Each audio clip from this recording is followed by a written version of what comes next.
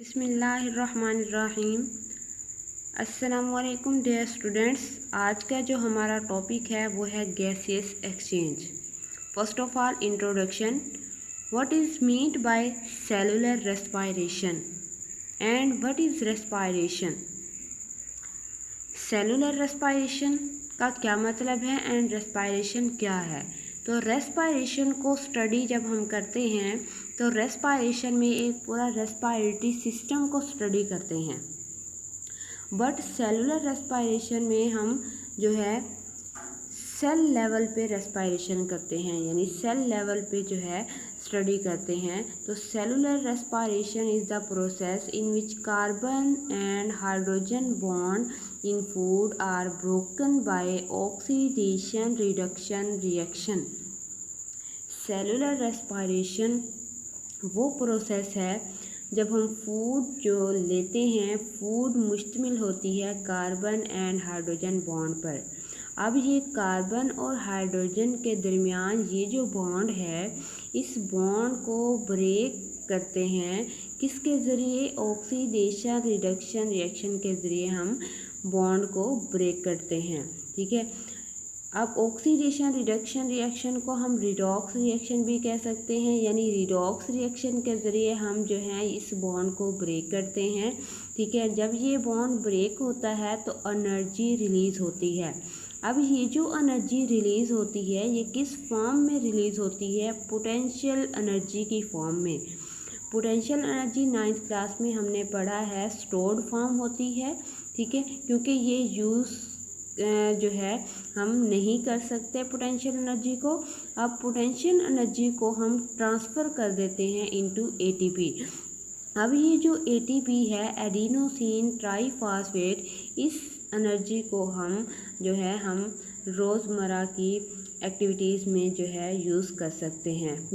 For example कोई हम lecture ले रहे होते हैं तो हमारी फुल कंसंट्रेशन जो है उस लेक्चर की तरफ होती है। हमारी आईज़, हमारे ईयर्स जो हैं उस लेक्चर को सुन रहे होते हैं। तो उस दौरान, उन लेक्चर के दौरान जो है जो एनर्जी खर्च हो रही होती है या एनर्जी यूज़ हो रही होती है वो एटीपी होती है।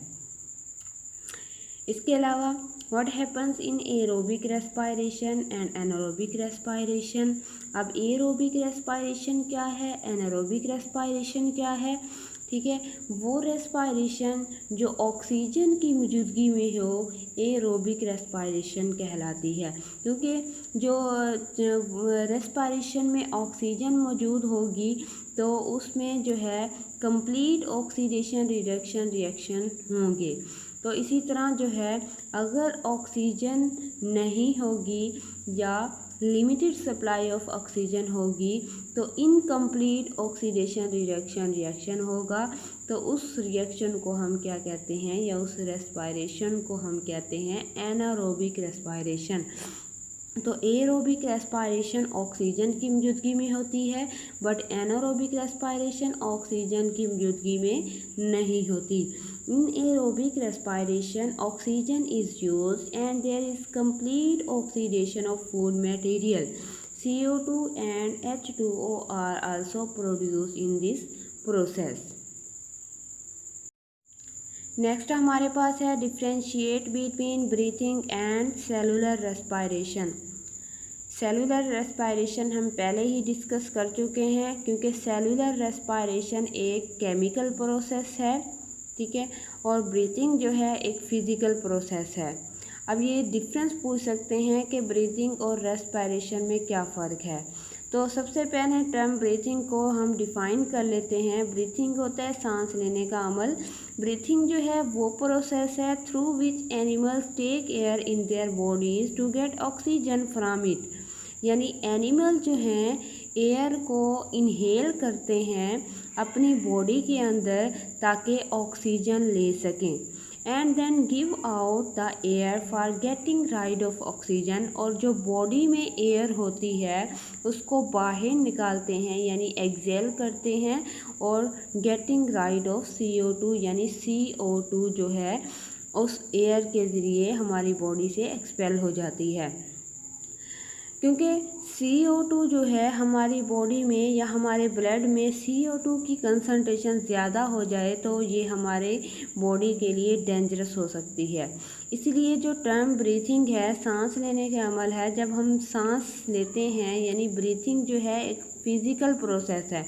फिज़िकल प्रोसेस में क्या होता है कि हम डायरेक्टली जो है सांस को यानी एयर को इनहेल करते हैं और वो जो एयर होती है जो फ़ौरन हमारे जो है लंग्स में जाती है, लंग्स से एल्विलाई एल्वियलस में, ठीक है। इसी तरह वो ब्लड में शामिल हो जाती है।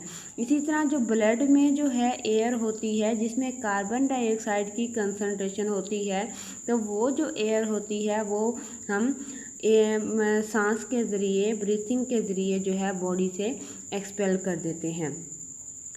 Thus, breathing and respiration are not synonymous. Respiration involves the mechanical and biochemical process, यानी respiration जो है ये physical process भी है और chemical process भी है, but breathing जो है only physical process है।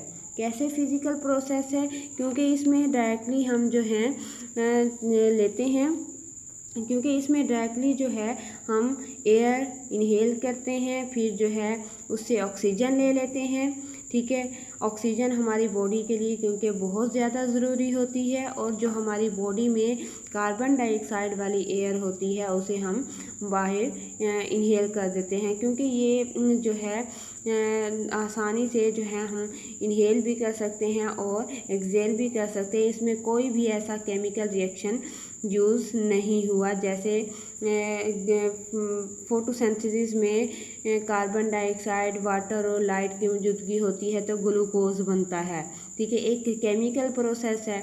अब इसी तरह जो है रेस्पायरेशन उसका उल्ट हो जाता है कि जब रेस्पायरेशन का प्रोसेस होता है तो ग्लूकोज टूटते हैं और कार्बन डाइऑक्साइड और वाटर बन जाता है, तो वो भी एक केमिकल प्रोसेस है। इसी तरह ब्रीथिंग जो है ये फिज़िकल प्रोसेस है, इसमें कोई भी केमिकल प्रोसेस यूज़ नहीं हुआ। तो फिज़िकल प्रोसेस में हम जो है ऑक्सीजन लेते हैं, क्योंकि ऑक्सीजन जो है हमारी बॉडी के लिए बहुत ज़्यादा ज़रूरी होती है। अब सेलुलर रेस्पायरेशन जो है ये फिज़िकल प्रोसेस भी है, केमिकल प्रोसेस भी है। कैसे फिज़िकल प्रोसेस है? फिज़िकल प्रोसेस इसलिए है क्योंकि इसमें ब्रीथिंग जो है इन्वॉल्व हो रही है। अगर ब्रीथिंग जो है नहीं होती, ठीक है, ब्रीथिंग का प्रोसेस नहीं होता यानी सेल्स को ऑक्सीजन प्रोवाइड नहीं होती तो क्या होती है कि सेलुलर रेस्पायरेशन भी नहीं होगी। अगर ब्रीथिंग नहीं होगी तो सेलुलर रेस्पायरेशन भी नहीं होगी, इसलिए सेलुलर रेस्पायरेशन के लिए ब्रीथिंग का होना लाजमी है। तो सेलुलर रेस्पायरेशन की जो बेस है वो है फिज़िकल प्रोसेस, यानी ब्रीथिंग और जो है फिज़िकल प्रोसेस है और सेलुलर रेस्पायरेशन भी इसकी जो बेस है वो भी फिज़िकल प्रोसेस है। और नेक्स्ट जो है बायोकेमिकल प्रोसेस है, क्योंकि सेलुलर रेस्पायरेशन को हम पहले डिटेल से स्टडी कर चुके हैं। वो कैसे बायोकेमिकल रिएक्शन प्रोसेस है, क्योंकि फूड मॉलिक्यूल जब हम लेते हैं तो उसमें कार्बन हाइड्रोजन बॉन्ड होते हैं, वो बॉन्ड ब्रेक किए जाते हैं ऑक्सीडेशन रिडक्शन रिएक्शन के ज़रिए और एनर्जी रिलीज हो जाती है। उस एनर्जी को हम ट्रांसफ़र कर देते हैं एटीपी में और एटीपी जो है उस एनर्जी को हम एटीपी को यूटिलाइज़ कर सकते हैं। अब हम डिफ़ाइन करेंगे और एक्सप्लेन करेंगे गैसेस एक्सचेंज को कि गैसेस एक्सचेंज क्या है। Taking in oxygen and giving out CO2 is termed as gases exchange. Body में जो है ऑक्सीजन लेना और कार्बन डाइऑक्साइड को बॉडी से बाहर निकालना गैसेस एक्सचेंज कहलाता है। गैसेस एक्सचेंज क्या होते हैं कि इन्वायरमेंट और बॉडी के दरमियान जो एक्सचेंज होता है एयर का, ठीक है, उसे हम कहते हैं गैसेस एक्सचेंज। एक्सप्लेन करते हैं। Organism get the oxygen needed for cellular respiration from their environment and provide to their cells, यानी ऑर्गेनिज्म जो हैं इन्वायरमेंट से जो ऑक्सीजन लेते हैं वो प्रोवाइड करते हैं सेल्स को। The CO2 is produce during cellular respiration, और सेल्स में यानी सेलुलर रेस्पायरेशन के दौरान जो CO2 सेल्स में प्रोड्यूस हो जाती है is taken out of the cells और सेल से ये निकाल देते हैं and ultimately from the body, और इसी तरह जो है आखिरकार बॉडी से भी CO2 को एक्सहेल कर देते हैं। So gases exchange is very essential for existence of life. इसी तरह गैसेस एक्सचेंज जो है हमारी लाइफ की एग्जिस्टेंस के लिए बहुत ही ज़रूरी होती है।